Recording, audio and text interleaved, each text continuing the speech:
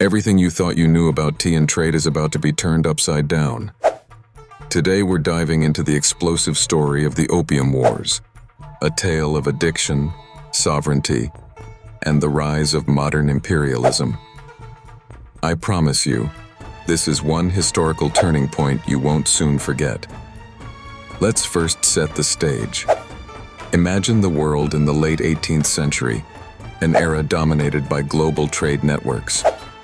Britain was a rising industrial power, its factories humming, markets expanding, and its population constantly thirsty for one particular commodity: tea. However, tea, a symbol of British identity, was something Britain couldn't grow itself. Almost all of it came from China. The Qing dynasty, ruling over the most populous country and one of the most advanced economies of the time, controlled the tea trade with an iron grip. Picture the bustling city of Canton, where foreign merchants docked under strict regulation. Limited to a single port, Western traders navigated a slalom of policies designed by the Chinese to protect their lucrative trade. But wait, it wasn't just tea that was being exchanged.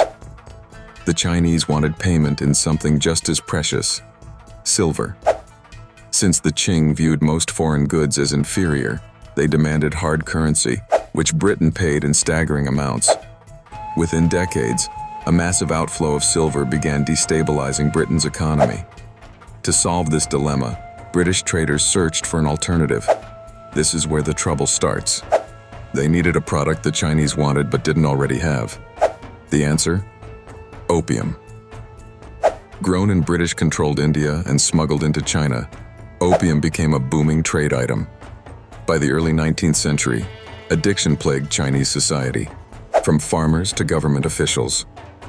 The Qing leadership could not ignore this rising tide of despair. The societal impacts were catastrophic: lost productivity, shattered families, and an underground economy spiraling out of control. Now, cue the main event. The First Opium War of 1839 to 1842, a clash that changed the world. It all began when the Chinese government, under Emperor Daoguang, decided to crack down on the opium trade. Lin Zexu, a high-ranking and resolute official, was sent to Canton with orders to eradicate the opium issue. Strict measures followed, including the public destruction of over 20,000 chests of opium at Human Beach. Picture this dramatic scene: workers dumping mountains of opium into the ocean, its acrid smoke filling the air as British traders stood by fuming, both literally and figuratively. Britain's retaliation was swift and calculated. The Royal Navy, bolstered by superior technology like steam-powered gunboats, dominated the Chinese coastline.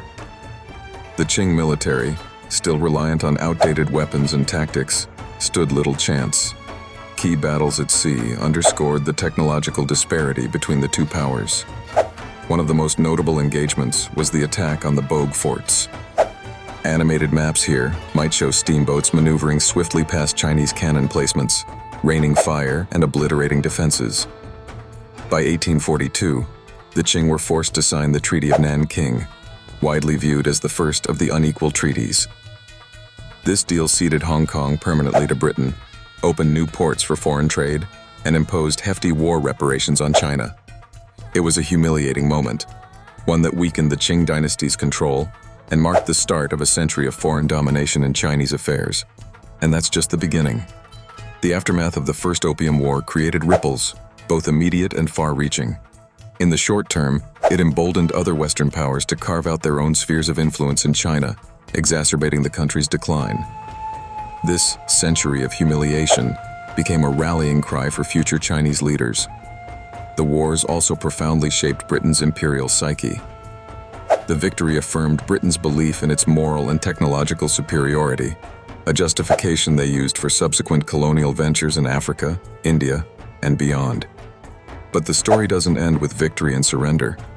Decades later, the Second Opium War erupted, reaffirming and expanding the provisions of the Treaty of Nanking. This time, new treaties forced China to legalize opium importation, hammering another nail into Qing sovereignty. Also notable, the wars signaled the dawn of a truly globalized world, where military might facilitate economic interests on an unprecedented scale. let's fast forward to analyze the lasting legacy. First and foremost, Hong Kong, ceded to the British in 1842, would go on to become a high-functioning center for capitalism, symbolizing a stark contrast to mainland China's communist governance throughout the 20th century. Even today, Hong Kong enjoys a unique position bridging East and West.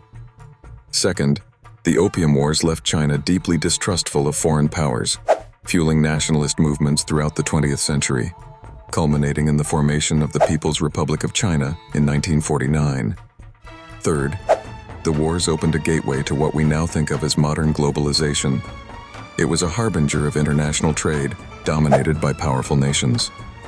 The British effectively reshaped the global order, for better or worse, through their victories. Awareness of this history also prompts us to think critically about modern economics and the role empires have played in shaping them. How did trade go from mutual benefit to exploitation? How does the story of the Opium Wars echo in current international politics, with debates over trade imbalances and foreign interference making headlines even today?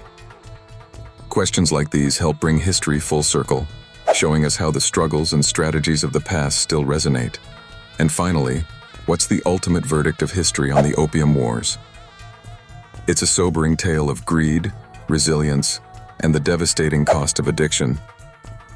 It's also a story about how a single event can alter the trajectory of nations. As China continues to rise, reclaiming its place as a global superpower, the memory of the Opium Wars remains a cautionary tale about the allure and limits of imperial ambition. So the next time you sip on a cup of tea, remember this. Behind every cup lies a history of cultural exchange and conflict, of sovereignty lost and won again. The Opium Wars were more than a fight over trade. They were a crossroads, a turning point, defining modern Asia and reshaping the global stage forever. And as always, thanks for watching history. Dive into the past to understand our present and shape a better future. Don't forget to like and subscribe for the next story that'll keep you on the edge of your seat. Until next time, this is History signing off.